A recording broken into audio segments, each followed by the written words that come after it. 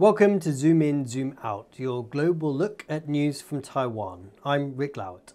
For 7 years, Taiwan has been implementing what's known as the new Southbound Policy. These are measures to forge links with neighbours in the Asia-Pacific and reduce the country's economic reliance on China. Recently, there are signs that the policy is bearing fruit, with Taiwan export orders from Southeast Asia in October surpassing those from China and Hong Kong. To better understand the new Southbound Policy, I spoke to Dr. Alan Hao Yang. He's the Executive Director of the Taiwan-Asia Exchange Foundation. That's a think tank promoting ties between Taiwan and Asia-Pacific countries. He began by zooming in on the challenges Taiwan faces on the world stage. During the past years, Taiwan's economy heavily relied on the cross-strait trade and investment, and that also narrow Taiwan's possibility in engaging with the rest of the world. And we all know that the political pressure imposed by Beijing that also marginalized Taiwan in the international space in terms of the participation in the government, international governmental organization, even in the non-government organizations such as CSCAP, the track to diplomatic platform under the ASEAN and ASEAN Regional Forum. We only had a limited channel to take part in. So it would be important for Taiwan to strategize our strengths and also to utilize the different channels to voice and to contribute to the international society which are in need. Now, export orders from Taiwan to Southeast Asia are actually larger than to China and Hong Kong. Could you tell us a little bit more about the economic milestones or the economic successes that this policy and your foundation have had? I would say the encouraging success of this policy is going beyond the diversifying the risk, but to achieve more mutual benefit. For example, the Southeast Asian country, new Southbound Policy partner country, have eclipsed China as the top Taiwanese overseas investment destination during the past years. And even the business sector, the enterprise, the private enterprise, their profit earned in new Southbound NSP partner country also surpassed the amount that they earned in Chinese market.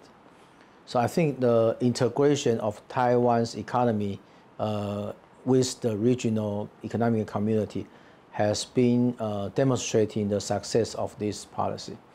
Could you give an example of how Taiwan tailors its new Southbound Policy to the different country it works with in the region? Yeah, for example, the Ministry of Public Health, they advocate implement the One Country, One Center program since 2018 to set up the NSP medical center in 7 different countries.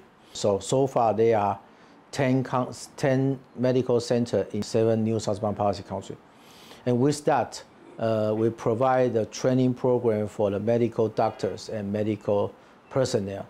They took the training program either in our NSP medical center and locality or in Taiwan. And with regard to the regional agricultural program, in the very beginning, Taiwanese Ministry of Agriculture set up the comprehensive agricultural demonstration zone in the Karawang province near Jakarta in Indonesia. And then another demonstration zone was set up in the Philippines, planting the mushroom farm. And then with the help of some Taiwanese business tycoon and also the social leader in Vietnam, a third plantation has been set up in Vietnam. I'm interested in the challenges that you might face when it comes to looking for trade and investment ties with Southeast Asia and Asian countries. Obviously, one of the other major actors in this region is China, and they've been putting a lot of money into developing nations, particularly in the Asia and Pacific region. How does Taiwan compete with China when it comes to these sorts of development projects in neighboring countries? What Taiwan demonstrated is to provide another alternative for cooperation to our neighboring country. We all know that the Belt and Road Initiative that triggered different reaction, including the debt trap concern, and the quality of the public infrastructure are of social concern. And what Taiwan offered during the past years, we are not working on the hard infrastructure. Instead, we provide the resources, experiences, and also share the warmth to those country or those society in need. And the second is to keep Taiwan indispensable and keep Taiwan warm in our neighbors' daily discussion, so that Taiwan can be referred again and again. We'd like to zoom in now and have a look at how Taiwan feels about the new Southbound policy and building new links and exchanges with Southeast Asia and other Asian and Pacific countries. Has there been much enthusiasm amongst the Taiwan public, Taiwan industries, businesses, when it comes to doing more business with the region, or is this still a kind of top-down policy from President Tsai? Well, I will say this policy is not, by its essence, is not a top-down approach.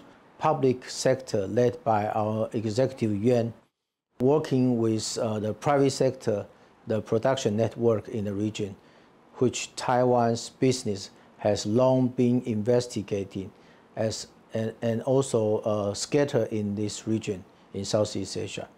And the third P is the people sector, that is the NGO, civil society, and academic communities such as myself. So through these three different sectors that foster cross-sectoral partnership, and with that, Taiwan can contribute to the people-centered development goal in this region. While the new Southbound policy covers everything from trade, tech exchanges, cultural exchanges, education, one of the largest connections every day we see here in Taiwan with Taiwan's neighbor is the use of migrant labor from countries in Southeast Asia, and now there's discussion of also inviting migrant laborers from India to come to Taiwan. Could you tell us a little bit more about this relationship? Like, how does Taiwan and its use of migrant laborers from its neighboring countries affect relationships and building more ties and developing exchanges? So comparing with decades ago, I would say Taiwanese general public have been familiar with this economic helper from the region, come to work in the industrial sector as well as the social welfare sector. And it is true that recently Indian government and Indian friends are working very hard to facilitate, to introduce the migrant worker from India to Taiwan. We know that India is a country full of the talent.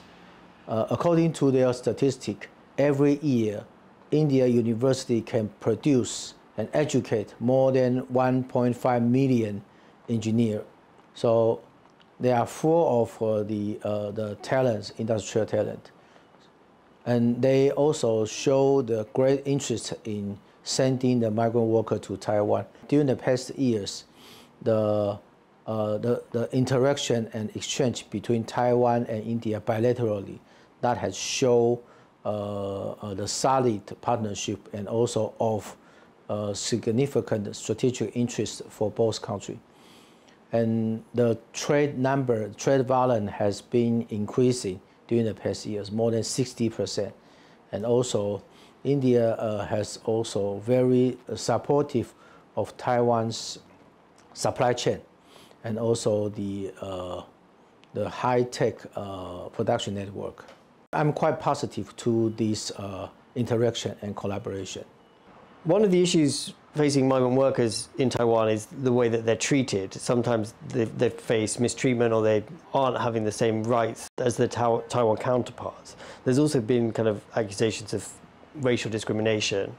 How does that sort of thing make your job at TAEF more difficult, and how are you doing anything to combat this?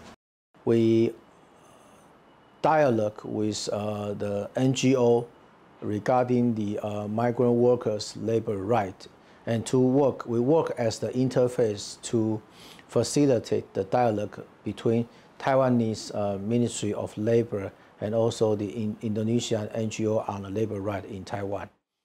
And with that, we try to provide the channel for the candid discussion and communication. And I definitely have to admit that a few decades ago, when Taiwan welcomed the first group of the migrant workers from a Muslim country, maybe it's related to the habit and also the local culture. So they are not. They cause some tension and also misunderstanding by forcing them to eat pork.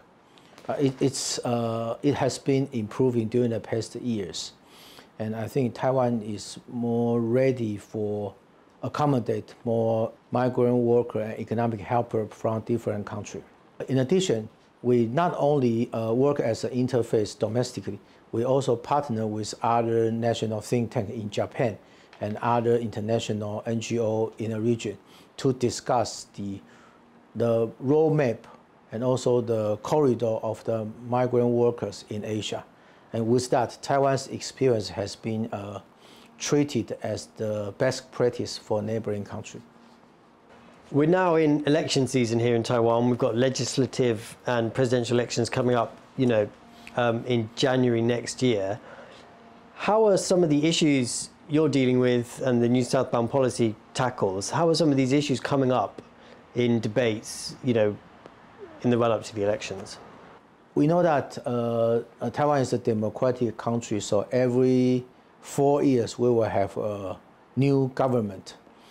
And I think during the campaign season, not much discussions addressing the new Southbound Policy.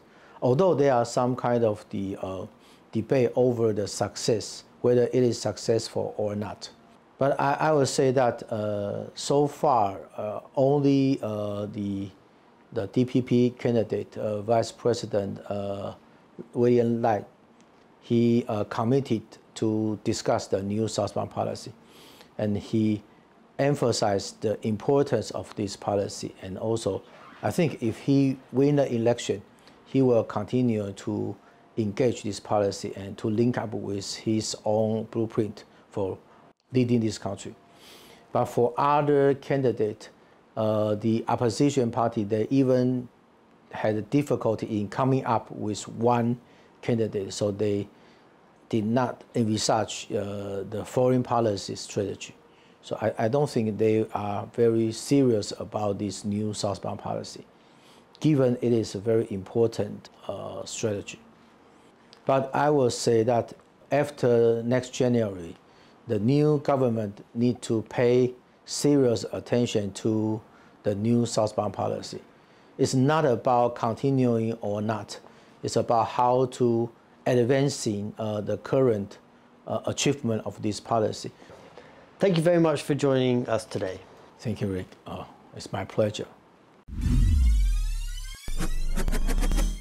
That was Alan Hao Yang, the Executive Director of the Taiwan-Asia Exchange Foundation, and this has been Zoom In, Zoom Out. For more stories from TaiwanPlus News, follow us on social media. Thank you for watching.